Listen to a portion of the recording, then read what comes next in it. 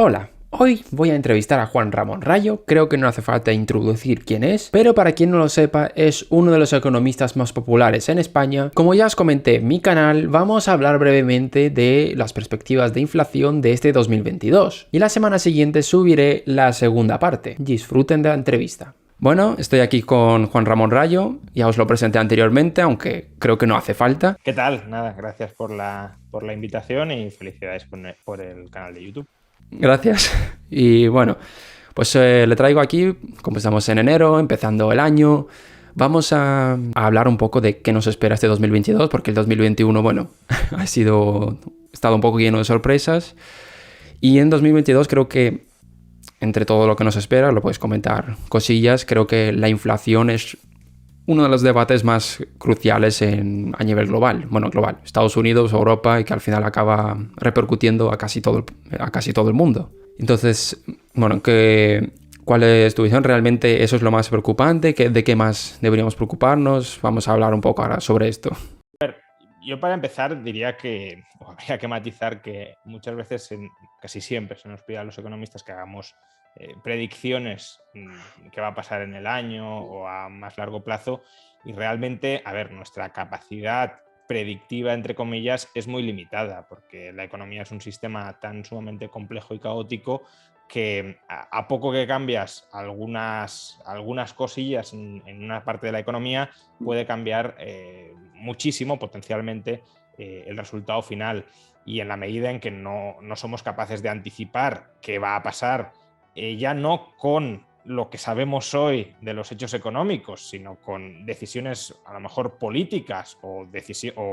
bueno, comportamientos no puramente económicos de otros agentes, incluso pues, cómo mute el virus, cómo evolucione, es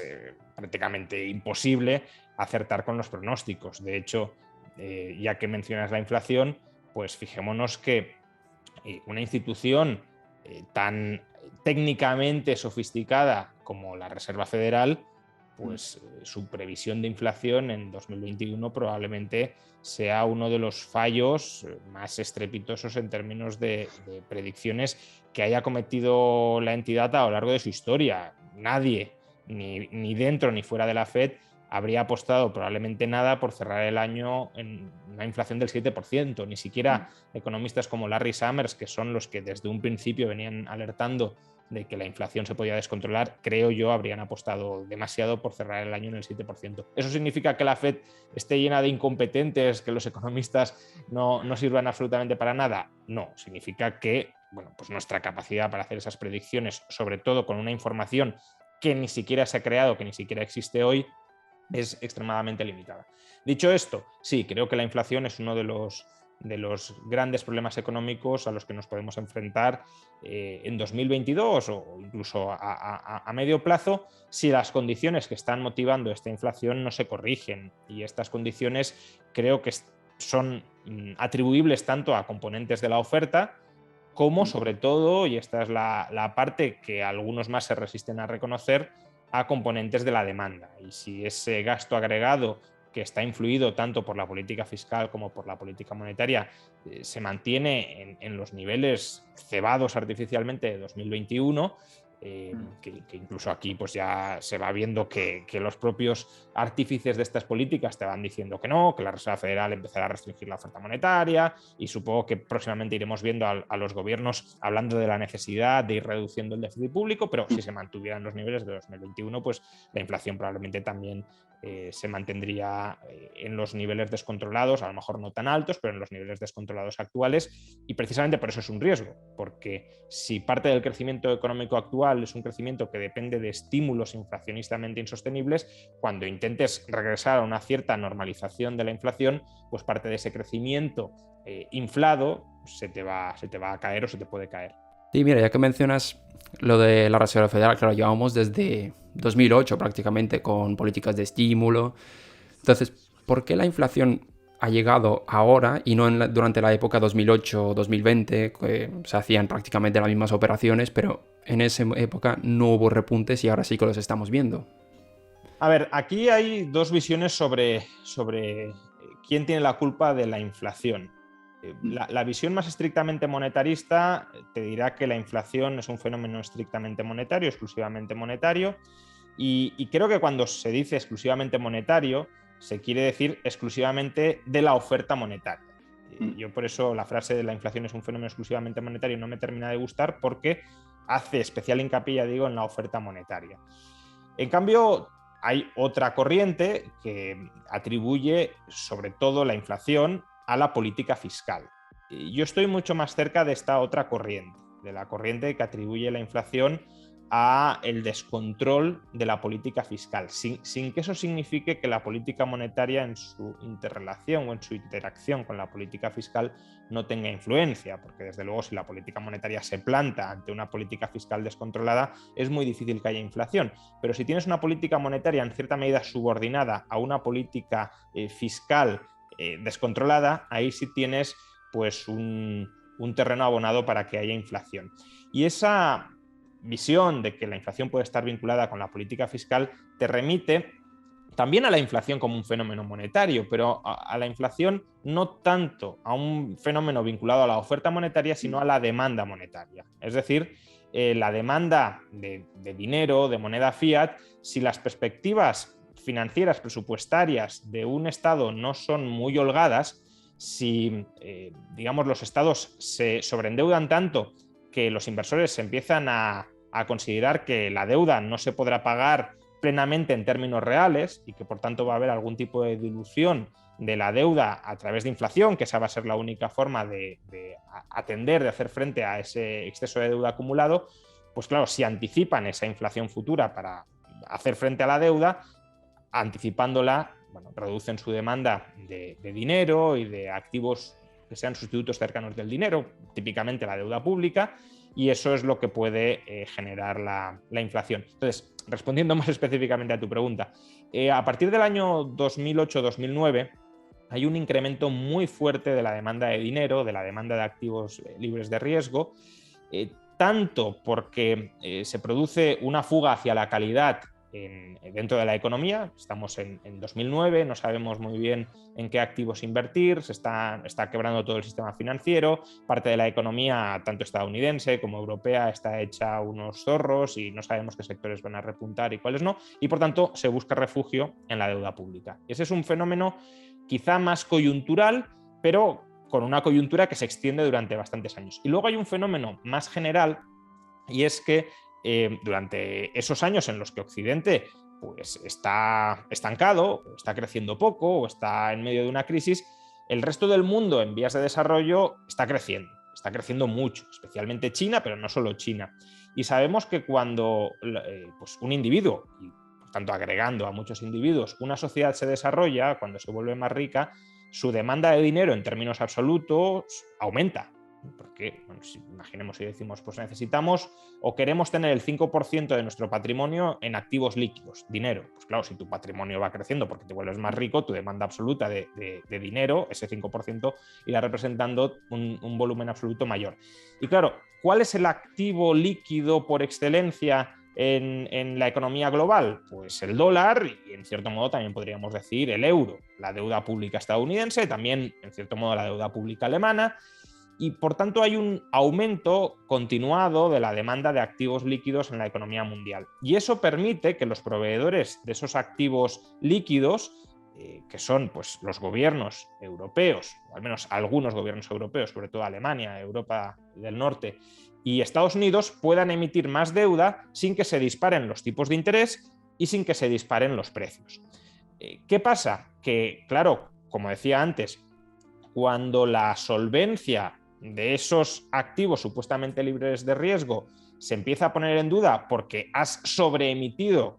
muchos de esos activos, incluso por encima de su demanda, ya no a corto plazo, porque en 2020 la demanda de esos activos también era enorme y por eso tipos de interés por los suelos e inflación por los suelos, o incluso deflación.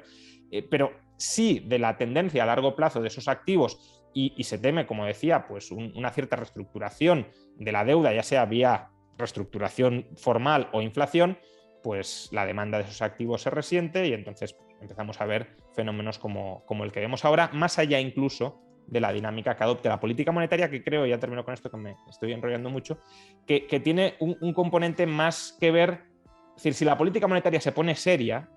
y se pone seria de verdad, se planta frente a los gobiernos, creo que ahí la política monetaria, más que restringir a corto plazo la oferta, lo que está haciendo es mandar un mensaje a la comunidad inversora de estos gobiernos van a tener que ajustar su déficit público en el futuro porque yo no voy a facilitar artificialmente su financiación. Y si la perspectiva inversora es que efectivamente esos gobiernos van a ajustar su déficit público, entonces de alguna manera también se contrarresta esa dilución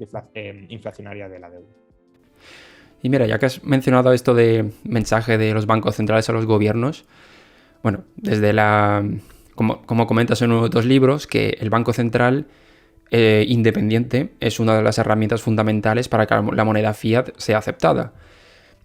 ¿Cómo de independientes son realmente los bancos centrales ahora mismo? Bueno, Banco Central Europeo y Reserva Federal me refiero, sobre todo. Claro, esa es una de las grandes cuestiones que creo que en parte puede influir la evolución futura de los precios. Es decir, lo has mencionado tú antes, esta es la primera coyuntura verdaderamente crítica e importante en 14, redondeemos 15 años, en los que los bancos centrales van a tener que mostrar cuán independientes son. Porque sí, es verdad que los bancos centrales o los banqueros centrales al final los nombran los políticos. En Estados Unidos, formalmente la Reserva Federal es una entidad privada, de capital privado, los accionistas son los bancos y tienen ciertas potestades los bancos para nombrar a determinados consejeros dentro de la Reserva Federal, pero la mayoría los nombran los gobiernos y al presidente desde luego lo escoge, como bien hemos visto, el presidente de Estados Unidos. En Europa directamente, o en la eurozona mejor dicho, el Banco Central está caracterizado como una entidad de capital público, los accionistas son los estados y por tanto son ellos quienes nombran a los banqueros centrales. Tan es así que Christine Lagarde es política de la derecha francesa, el vicepresidente del Banco Central Europeo fue el ministro de Economía de España, Luis de Guindos, y por tanto sí ha habido de alguna manera una creciente politización de los bancos centrales que creo que es negativa. Es negativa porque estás de alguna manera generando las expectativas en la clase política de que pueden terminar en los puestos de los bancos centrales y eso puede de alguna manera condicionar tanto su papel como político como su papel como banquero central, porque como político yo he de demostrar ciertas cosas para llegar a ser banquero central, como banquero central también se me ha nombrado porque se espera que desarrolle determinadas políticas. No digamos ya si encima continuamos con la migración desde el banquero central a la política, como ha hecho Draghi. Yo podré acceder a la política si además me he comportado relativamente bien como banquero central, por ejemplo, facilitando la financiación de Italia a partir del año 2012. Pero bueno, aún así, en la medida en que se nombren y luego no los puedan quitar arbitrariamente, pues estamos ante algo parecido a lo que sucede en Estados Unidos con el Tribunal Supremo. Sí, los nombran los políticos, pero son cargos vitalicios, aquí no lo son, y dentro de ese cargo pues ya pueden actuar con independencia. Pero claro, esta es la teoría. La práctica habrá que verla a partir de ahora. Y si pestañean mucho los banqueros centrales, es decir, si dejan que la inflación se dispare sin actuar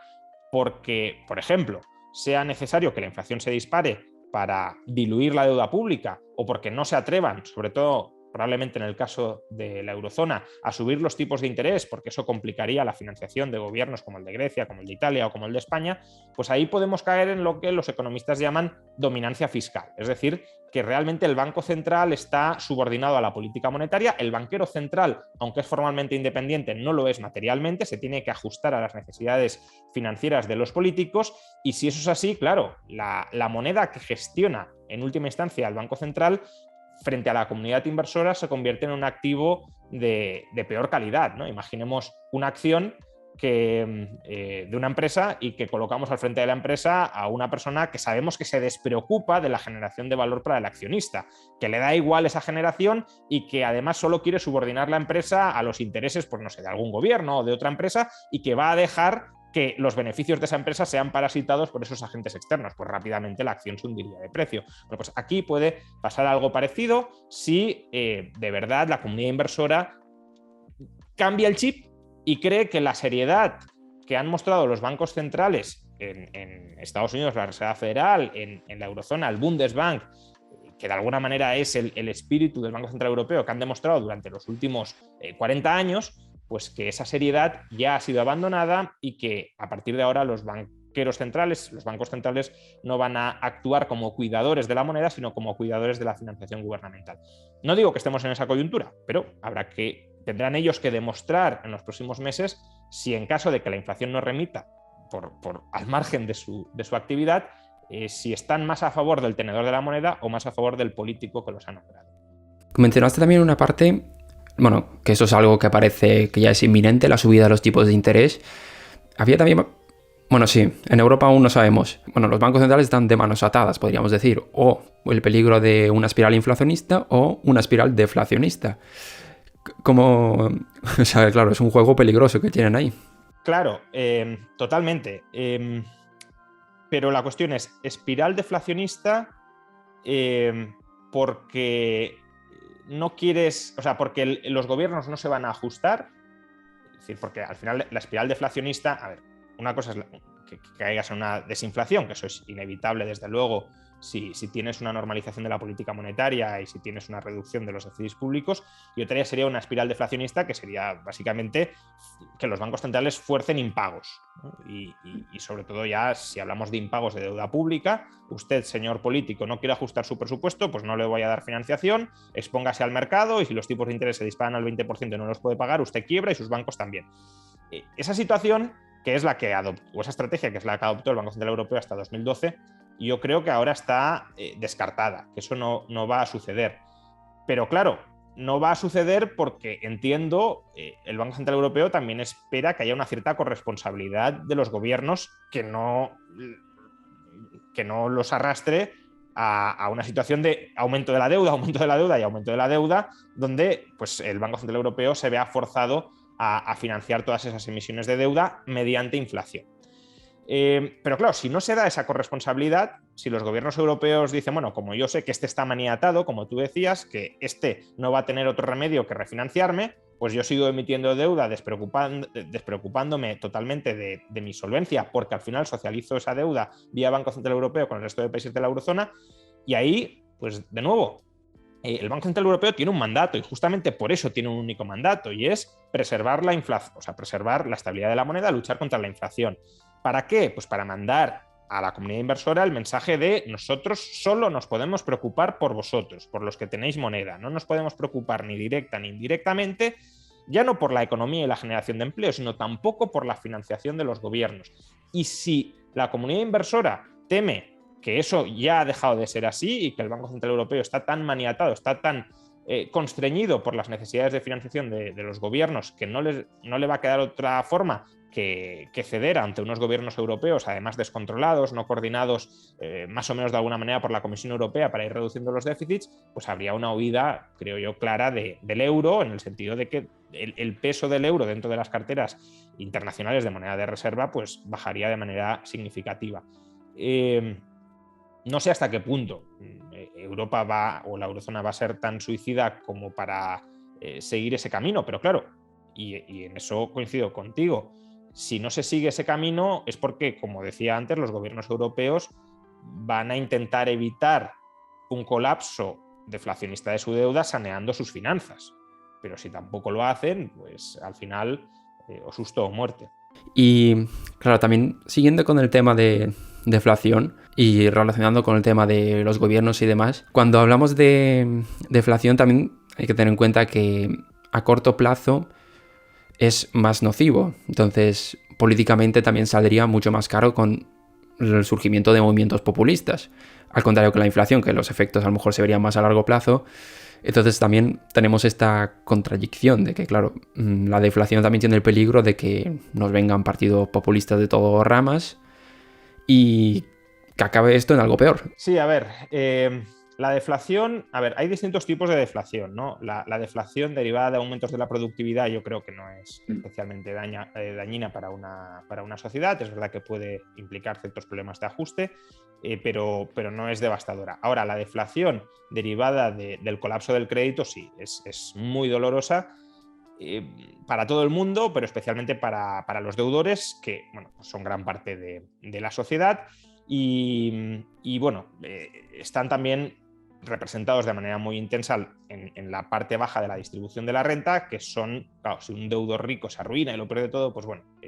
la mayoría de la sociedad a lo mejor le da un poco más igual, pero cuando ya encima estamos hablando de los estratos más humildes de la sociedad, pues hay ese riesgo de revuelta populista, que básicamente lo que reclama es pues, un jubileo de la deuda, un jubileo aunque sea inflacionista de la deuda, pero desde luego que no carguen con la obligación de pagar la deuda en términos reales que se está aumentando, que se está incrementando, y que no les confisquen los activos que hayan puesto como garantía para esa deuda que está colapsando, y que no se pierdan sus ahorros, que normalmente están en títulos de deuda que también son muy susceptibles de ser impagados, por ejemplo, si quiebran los bancos, etcétera. Entonces sí, a corto plazo la deflación por colapso de la deuda es muy, muy dolorosa. Lo vimos en los años 2012-2013, cuando surgen la mayor parte de los movimientos populistas que hoy siguen vigentes de alguna manera en Europa, es en esas fechas, o al menos cuando cobran fuerza. Podemos surge un poquito más tarde, en 2014, pero a partir de ese periodo. También el movimiento 5 estrellas en Italia. Syriza ya existía en Grecia, pero desde luego cobra especial fuerza durante ese periodo, etcétera, ¿no? También alternativa por Alemania, aunque ahí también hay un componente más de crisis migratoria, pero de nuevo, crisis migratoria vinculado a crisis económica todavía se agrava más. Entonces, una forma en la que muchas veces se pretende evitar este riesgo de crisis deflacionista que dé lugar a gobiernos populistas que a largo plazo puedan ser tan costosos, efectivamente es la inflación. La inflación a corto plazo no es dolorosa para los deudores, no tiene por qué serlo, y además permite seguir financiando en términos nominales ciertos programas sociales, de modo que no se percibe tanto como un impago debido a la famosa ilusión monetaria. Yo cobro lo mismo en términos nominales, aunque estén subiendo los precios, y eso, que también genera descontento social, quiero decir, si durante los próximos años la inflación sigue al 5, 6, 7% y no hay una indexación plena en muchas rentas, la gente empezará a protestar. Pero es verdad que son protestas probablemente menos multitudinarias de lo que sería un recorte presupuestario, que el gobierno dijera voy a bajar las pensiones un 5%. Este año, como nota al margen, los salarios de muchos españoles han bajado un 5% en términos reales, y aún hay algunos de los que han perdido ese poder adquisitivo que dicen que bueno es este gobierno que tiene un mercado laboral tan espléndido. Claro, si hubiesen bajado los salarios en términos nominales un 5% con estabilidad de precios, pues habría montado un carajal mucho más importante. Entonces, sí, los gobiernos también pueden, y el Banco Central, y la Reserva Federal, que yo creo que esa es otra de las cuestiones que se puede mezclar en el ambiente político. Es decir, la Reserva Federal, por ejemplo, en Estados Unidos, en noviembre hay elecciones de midterm en Estados Unidos. Claro, va a subir mucho los tipos de interés, generando a lo mejor una contracción del crédito y una mini crisis económica justo antes de la votación, que puede tumbar políticamente, digámoslo así, a Biden y dar nuevas opciones a Donald Trump. Pues, probablemente la Reserva Federal también esté pensando en esos términos políticos a la hora de decidir si sube más o menos los tipos de interés. Y en Europa lo mismo, es decir, el Banco Central Europeo se puede estar planteando, bueno, si subimos mucho los tipos de interés, pueden volver los movimientos populistas que en los últimos años parecía que se habían diluido un poco. Por tanto, la estabilidad política de la eurozona, la misma existencia de la Unión Europea, pues requiere que facilitemos el crédito a los gobiernos, pero todo eso va generando dinámicas que creo que al final sí terminan explotando, porque en parte también el sobreendeudamiento que tenemos hoy, la indisciplina que tenemos hoy, es consecuencia de que en el año 2012 se tomó la decisión de barra libre de crédito, y claro, los políticos la han tomado como lo que es, como una barra libre de crédito, sin hacer reformas, sin hacer ajustes, y por tanto consolidando una pelota de deuda cada vez mayor. Contando así que parece que estamos ante un callejón sin salida. No, hombre, a ver, no tiene por qué ser un callejón sin salida, porque, a ver, tampoco sabemos hasta qué punto es decir, parte de la inflación actual, yo diría que es seguro que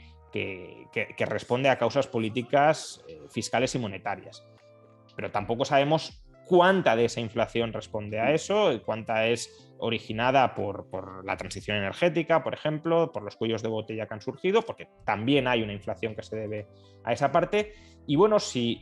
eso se solucionara de alguna manera, aunque no soy especialmente optimista, especialmente con la transición energética, que sabemos que va a ser cara y que va a añadir una cierta presión en los precios, el Banco Central Europeo lo reconocía hace un par de días, Y los cuellos de botella, pues en principio se deberían estar solucionando, pero también estamos viendo que algunos de ellos se están incluso agravando, no solucionando, en particular el de los chips, tan paradigmático, cada vez está yendo a peor. Pero bueno,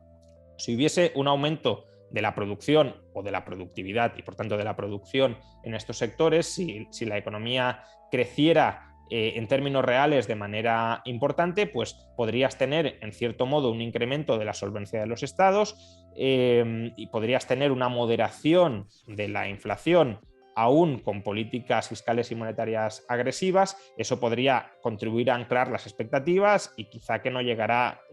la sangre al río en el sentido que estábamos describiendo antes. Claro, que se vaya a dar esta situación, pues no es descartable, porque ya digo, al menos no conozco ninguna cuantificación seria de qué parte de la inflación que estamos viviendo hoy es puramente de oferta y qué parte es puramente de demanda. Además, está todo muy interrelacionado y tampoco es fácil de aislar, pero bueno, si la parte de inflación puramente de costes por el lado de la oferta se solventara, los tipos de interés subieran, a lo mejor no a niveles críticos, pero sí lo suficiente como para generar cierta confianza entre la comunidad inversora de que el Banco Central está ahí y que va a proteger la moneda si fuera necesario, que no tienen por qué entrar en pánico ni mucho menos, si los gobiernos fueran ajustando el déficit con una senda que resultara más o menos creíble, no drástica, pero sí creíble, si se restableciera, por tanto, la confianza, incluso se incrementara, o se mantuviera al nivel de periodos anteriores y, por tanto, la comunidad inversora absorbiera estos activos libres de riesgo sin exigir mayores tipos de interés o a mayores descuentos, es decir, con mayor inflación, pues bueno, ya digo, no tendría por qué llegar la sangre al río, pero efectivamente hay que tener en presente el escenario complicado en el que se pueden encontrar muchos banqueros centrales y muchos gobiernos de la inflación no está regresando al 2%, no hace falta que se quede en el 7% como estamos viendo ahora, pero si se queda en el 4%, en el 5%, ahí tendrán que tomar alguna decisión en forma de subida de tipos de interés y en forma de ajustes presupuestarios que pueden generar descontentos sociales y que pueden ralentizar desde luego el crecimiento económico. ¿Crees que las fechas claves serían marzo, abril, que ya es como el efecto base, ya desaparece y ya realmente vemos? Decía que la clave es el primer semestre. Yo creo que pueden alargarlo hasta mediados de año. Más allá de mediados de este año, me cuesta ver, sobre todo en Europa, estoy pensando en la eurozona especialmente porque Estados Unidos al menos sí ha dicho que tiene un plan de subida de tipos de interés, quizá demasiado modesto. Larry Summers, de nuevo,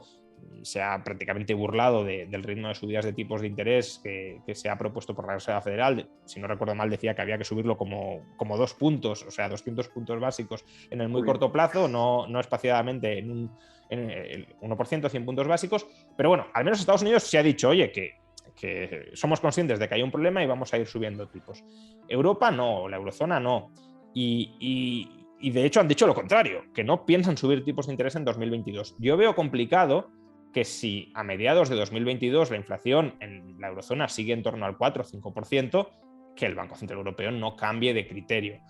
Pero también es verdad que tanto la Reserva Federal como el Banco Central Europeo parece que van alargando ya más las fechas clave. Y eso también debería preocuparnos porque, de alguna manera, ellos mismos están traicionando los compromisos tácitos que estaban asumiendo con los inversores.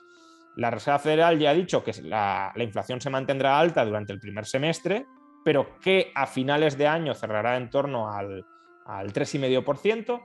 Y la eurozona, pues bueno, Luis de Guindos acaba de decir que la inflación será más persistentemente alta de lo inicialmente esperado, pero claro, eso debería llevar a un replanteamiento de la política monetaria que de momento no lo hemos visto. Entonces, no sé hasta qué punto, y las dudas en cuanto a esto creo que sí pueden afectar a la credibilidad de las monedas, no sé hasta qué punto están como dando cuerda a los inversores para aparentar que siguen siendo serios cuando en realidad no quieren de ninguna manera subir tipos de interés. Y si la comunidad inversora llega a la conclusión de que las declaraciones de los bancos centrales no son compromisos más o menos firmes, no son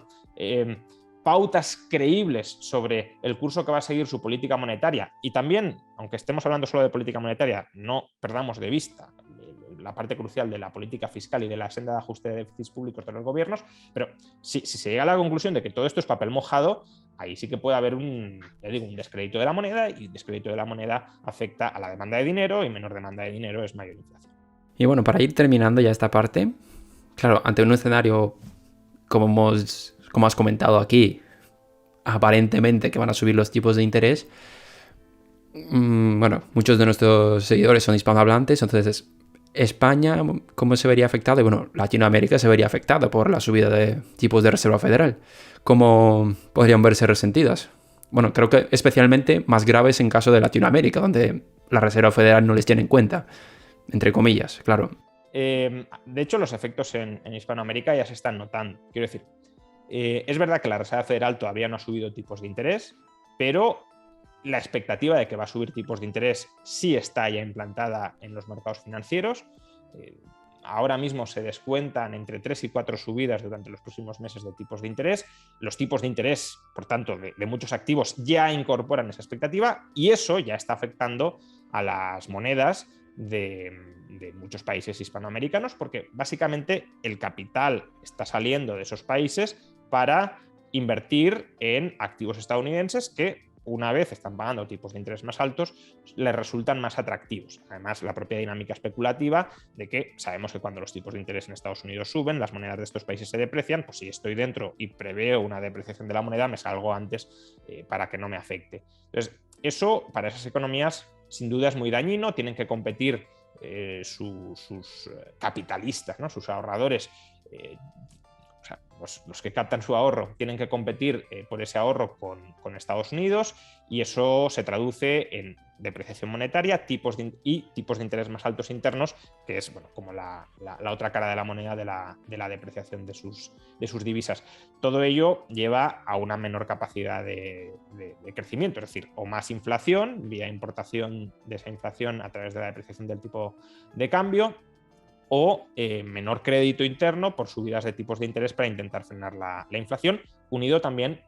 no lo perdamos de vista siempre porque nos centramos en política monetaria y casi es más importante la fiscal, a ajustes presupuestarios para, bueno, si no pueden financiar en buenas condiciones la deuda, salvo monetizándola, pues tendrán que ajustar el déficit si no quieren más inflación precisamente al monetizar esos déficits. Y eso los países que tienen Banco Central, los que directamente están en un régimen cambiario fijo con el dólar o tienen dólares,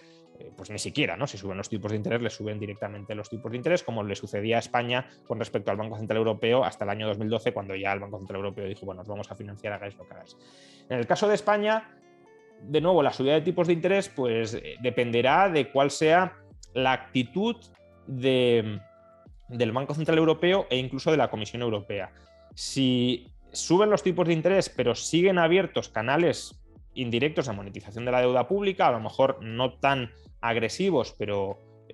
no tan cuantiosos, pero sí significativos para mandar el mensaje de no vamos a dejar que los spreads de deuda se disparen, pues eso puede de alguna manera estabilizar las expectativas, mantener el flujo de ahorro hacia la deuda pública, porque es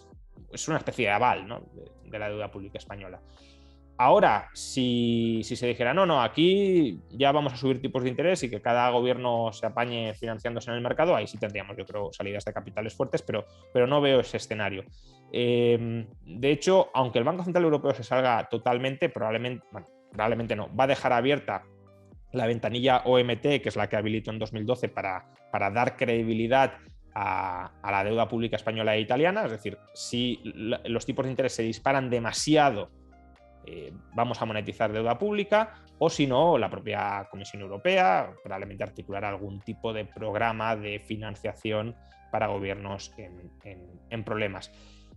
Pero, de nuevo, para no llegar a esos extremos, porque serían extremos donde, de nuevo, la supervivencia de la eurozona al menos se cuestionaría, como se cuestionó en 2012 y 2013, creo que es obvio que lo responsable sería que los gobiernos nacionales no llevaran al extremo sus finanzas como para que se llegue a esa situación. Bueno, pues ya con esto vamos a concluir esta primera parte. Entonces, como breve resumen, pues, ¿qué ves? ¿Con optimismo o no con optimismo? Así, a modo última conclusión. depende de qué entendamos por optimismo. Si optimismo es crecimiento del PIB y del empleo, creo que nos quedan meses de optimismo, claro, porque de hecho los últimos datos que hemos visto, tanto de PIB como de empleo, por ejemplo en España, apuntan a que se está acelerando la recuperación, ¿no? Lo que pasa que, claro, esa aceleración de la recuperación también puede ser un síntoma que encaja bastante bien de sobrecalentamiento de la economía por la situación de política fiscal y monetaria que estamos viviendo. Entonces, claro, nos pueden quedar meses de una situación aparentemente muy buena, pero que si la inflación no remite, se tenga que ver esa situación cortada prácticamente de manera brusca para estabilizar los precios. Y ese creo que sí es un riesgo con el que nos vamos a enfrentar a lo largo de este 2022, o al menos es uno de los posibles, probables escenarios, diría yo, a lo largo de 2022. Aún así, es decir, la economía se está recuperando de un parón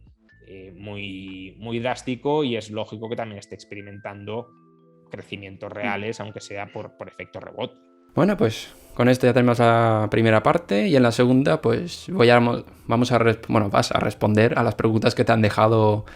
mis suscriptores.